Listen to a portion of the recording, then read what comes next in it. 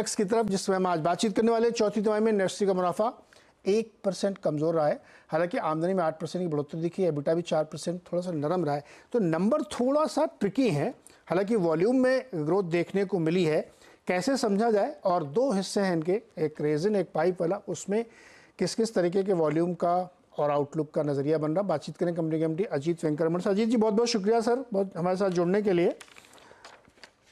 Sir number थोड़ा सा क्या कहूँ मैं, वर्ड मतलब थोड़ा सा कॉन्फिडेंस नहीं दे रहे हैं, जबकि वॉल्यूम तो ठीक ठाक दिखा था, हालांकि रेजिन का वॉल्यूम उसमें भी गिरा है। तो आप थोड़ा मैं बताइए नंबर कैसे देखने चाहिए। अजय सर आपको अनम्यूट करना पड़ेगा। वॉल्यूम जी जी आप बोलिए सर। जी वॉल्यूम 1,71,171,000 मेट्रिक टन हुई थी। ये लगभग 23% ग्रोथ थी पिछले Q4 के हिसाब से, क्योंकि ये काफी अच्छा है। प्रॉफिटेबिलिटी भी अगर देखेंगे तो इबिट मार्जिन ऑलमोस्ट डबल हो गई है ये साल। सो परफॉर्मेंस वाइज काफी ठीक थी। और इन टर्म्स ऑफ रेजिन का, सो पाइप्स एंड फिटिंग सेगमेंट काफी अच्छी चल रही है। ओवरऑल अगर ईयर के हिसाब से देखेंगे तो ऑलमोस्ट 11% ग्रोथ हुई है। रेजिन में ये था कि पिछले साल थोड़ा सप्लाई चेन इश्यूज थी कुछ सप्लायर्स के साथ, इसके कारण थोड़ा कम हुई है रेजिन के वॉल्यूम, लेकिन ओवरऑल देखेंगे तो ठीक थी। लेकिन रेजिन वाले के मार्जिन सर बहुत तेज गिरे हैं, क्योंकि रेजिन का पीवीसी प्राइसेस में भी काफी फ्लक्चुएशन हुई थी। आपको याद होगा सितंबर 15 से सितंबर 30 के बीच में लगभग 12 रुपीस के प्राइस गिरे थे पीवीसी के पर केजी। सो उसका असर पड़ा है, लेकिन अगर प्रॉफिटेबिलिटी देखेंगे तो there is an improvement in terms of resin.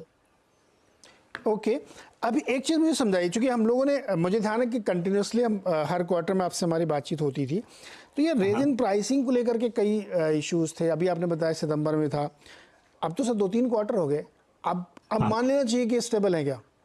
अभी स्टेबल है, तो अभी Q1 में इसका इम्पैक्ट नहीं दिखेगा हमें? हाँ, Q3 और Q4 में काफी स्टेबल थे, इसीलिए पाइप्स एंड फिटिंग्स के सेगमेंट हमारा परफॉर्मेंस अच्छी रही।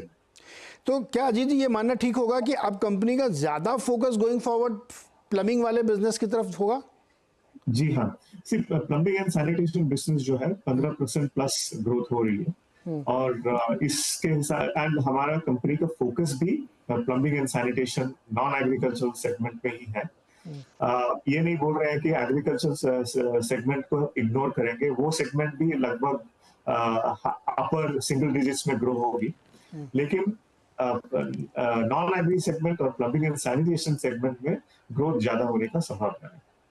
ओके और ये एग्री सेगमेंट में किस तरीके की डिमांड है और इश्यूज अगर है सामने तो? सो एग्री सेगमेंट में पिछले Q4 में, अभी Q1 में भी काफी रोबस्ट है एग्री सेगमेंट का ग्रोथ। ओके तो क्या ये ऐसा मानना चाहिए कि चुनाव वगैरह और इलेक्शन वगैरह के बाद जब नया बजट आएगा जुलाई में, वो एक ट्रिगर पॉइंट हो सकता है, या आपको लगता है कि मॉनसून इसके लिए ज़्यादा प्ले है? मॉनसून सबसे ज्यादा प्ले होगी, इलेक्शंस के कारण वॉल्यूम्स में ज्यादा गिरावट नहीं दिखी है। ओके मॉनसून का सर आप लोगों को क्या अनुमान है? हमें उम्मीद है कि अच्छी मॉनसून, देखिए जो भी हो, क्वार्टर 2 जो होती है वीक क्वार्टर होती है pipe and fitting segment. Quarter 2 weak, rainy season, जब रेनी सीजन जुलाई अगस्त सितंबर हर साल थोड़ा लो ही रहती है। ओके हाँ नहीं, रेनी सीजन में वैसे भी थोड़ा कामकाज कम हो जाता है। ओके सर बहुत बहुत शुक्रिया हमारे साथ जुड़ने के लिए, बातचीत करने के लिए और एक्सप्लेन करने के लिए नतीजों को। Thank you. तो ये तो फिनोलेक्स इंडस्ट्रीज, जहाँ पे अजीत जी कह रहे हैं कि यहाँ से आगे जाते हुए रेजिन के प्राइसेस स्टेबलाइज करेंगे, इसलिए मार्जिन में जो बार बार हिट हो रहा है वो ठीक होगा। हालांकि कई क्वार्टर से हम लोग ये देख रहे हैं, लेट्स होप कि इस वाले क्वार्टर में ठीक हो जाए। अब एक और कंपनी की बात करते हैं।